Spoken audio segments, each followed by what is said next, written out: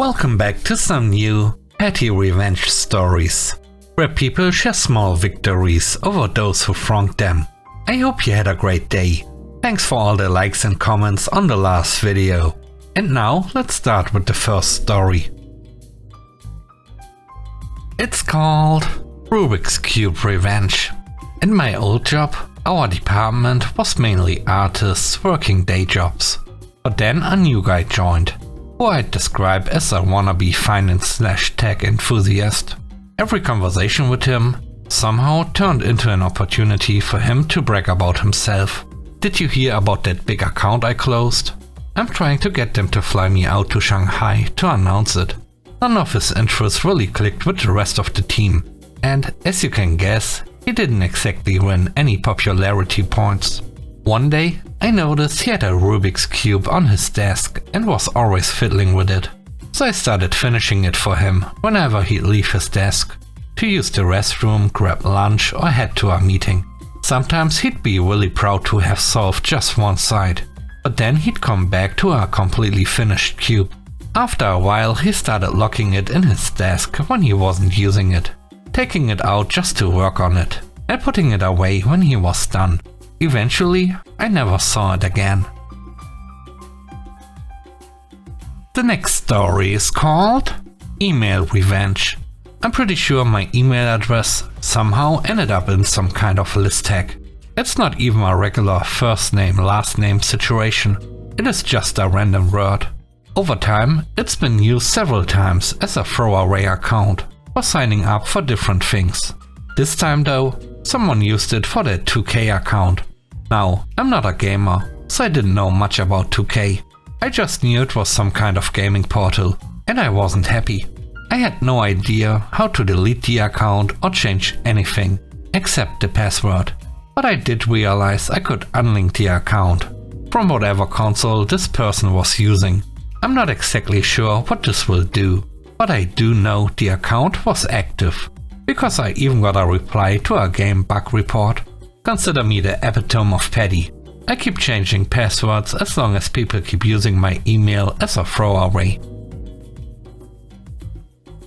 The third story is called Airport Revenge. I was on an international flight heading home with my wife and our 3-year-old son. In the row behind us was a man who complained about everything. The food, the seat, the plane, you name it. Now, our son had done amazingly well for most of the trip. After being on the go for 15 hours, he had a brief meltdown. Nothing major. That's when the man behind us loudly said, "Quiet down, man," followed by, "I hope that baby finally quiets down." My wife and I just ignored him and managed to calm our son. When we finally landed, some passengers behind us had tight connecting flights. But this guy refused to let them pass, until the cabin crew asked him to move. He then grumbled to his family, "We are in a rush, our driver is waiting for us. We need to get out now." So here's where I got a bit of payback. I was in the aisle seat, just like he was. I stood up and took my time gathering my bag, my wife's bag and my son's bag. I carefully packed up my things and made sure to stand right in front of his seat to block him from getting out. I even let a few rows go ahead of us. He eventually stormed past us, clearly upset. The best part was that we ended up getting our bags at baggage claim before he did. The next story is called Messed with Him. This happened a while ago. I used to work at a well-known retail chain, popular for its low prices. At the time, the store had a really high turnover rate, especially for the supervisor/key holder position, which I held. I was the most senior supervisor on staff by several months, which was significant considering how fast people came and went there. When Ken joined our team, like with all new hires, I treated him with kindness, but he quickly showed his true colors by constantly explaining my job to me, blaming me for every issue he found in the store, and using our grading system for nightly closes to put me down.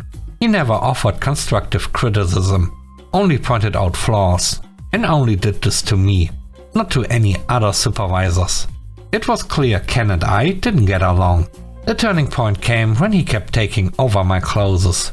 For anyone who hasn't worked retail, if you are a cashier, you're essentially fettered to the register.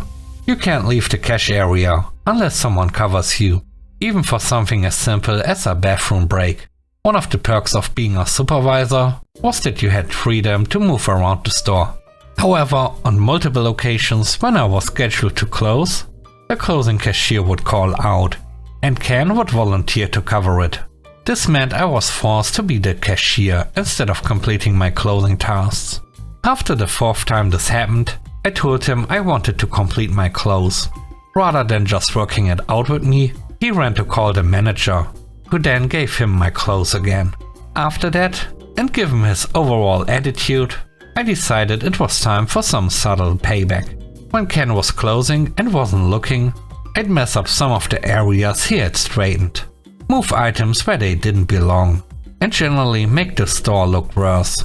It was especially satisfying when I was the opening manager the next morning and could mark his clothes as needing improvement. In the end, he ended up leaving for unrelated reasons, and I felt like I got an early birthday gift the day he quit.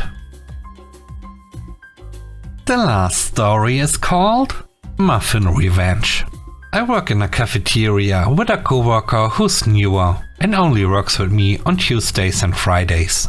Unfortunately, she started when I was dealing with some health issues and then was on vacation, so we didn't really get to know each other well in the beginning. At first, I thought she didn't like me because I was showing her how to do things, and she assumed I was new, like her. But eventually, I realized it was more that she just didn't like taking guidance from someone younger than her.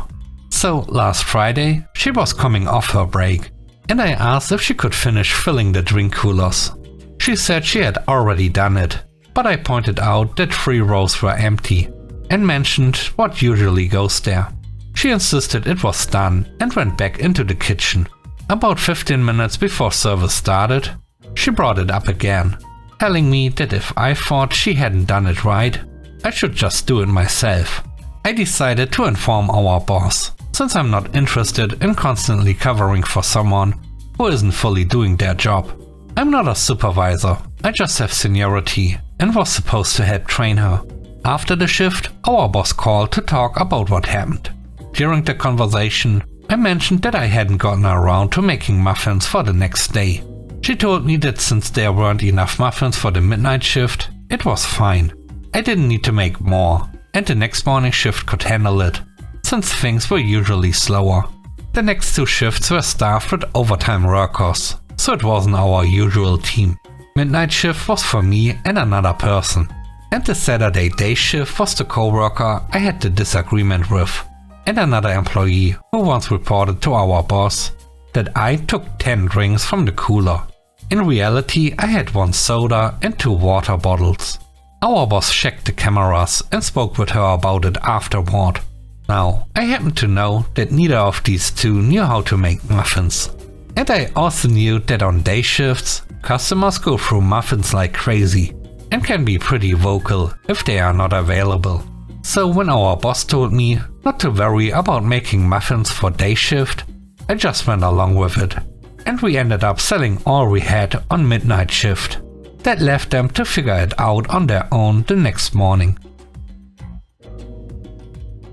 Thanks for watching the video. I hope you enjoyed it. If you did, please don't forget to leave a like, comment and subscribe. And if you have time, watch another one of my videos. Also, if you want to support me further, check out the channel membership or Patreon. And now, I hope you have a great day. See you soon. Bye bye.